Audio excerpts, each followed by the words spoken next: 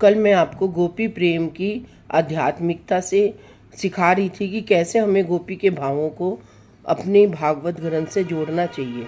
हमें भावों से ही भागवत ग्रंथ को पाना है और भावों में ही भागवत ग्रंथ समाया हुआ है, ना कि जितना हम उसको अध्ययन भी करेंगे या जितना अपने चित्र में भी उतारेंगे, जब तक हमारे हृदय में गोपी भाव उत्पन्न नहीं होंगे हम भागवत जी में प्रवेश ही नहीं कर पाएंगे। क्योंकि भगवान कृष्ण ने गोपियों के संग रास किया था, वो महारास किया था जिसकी परिकल्पना आज भी नहीं करी जा सकती है। लोगों ने उस रास महारास का क्या क्या नाम दे दिया। ये सब मिथ्या है, ये सब भ्रम है, ये सब माया का फैला हुआ जाल है। लेकिन असली महाराज तो गोपियों ने इंद्रियों के द्वारा किया। इंद्रियां ही रास करती हैं और इंद्रियां ही महाराज करती है। कर्म क्या है, कर्मों की सीमा क्या है, उनकी परिसीमा क्या है, क्या क्या कर्म हमें करने चाहिए और कौन कौन कर्म करने से हमें क्या क्या अपनी ज़िंदगी को सफल बनाते हैं।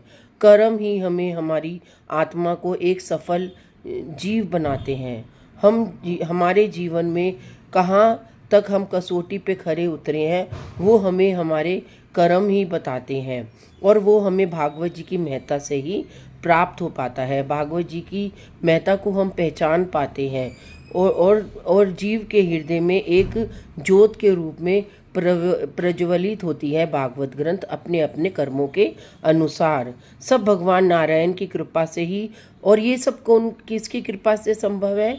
ये सब भगवान नारायण की कृपा से ही हमें प्राप्त होता है, क्योंकि कर्मों के द्वारा ही भगवान कृष्ण ने अर्जुन को उपदेश दिया था भागवत गीता में। जो भागवत गीता है वो हमें कर्म सिखाती है कि हमें क्या क्या कर्म करने चाहिए और क्या क्या नहीं करने चाहिए।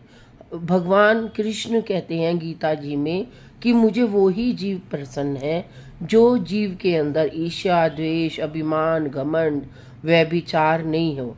जो जीव कर्मों के अनुसार अपने अच्छे कर्म करता है वही जीव मुझे प्राप्त कर सकता है, अन्यथा नहीं। ये सब मैं नहीं कह रही, ये सब गीता में है। भागवत जी के साथ साथ गीता जी का भी अध्ययन करना बहुत जरूरी है।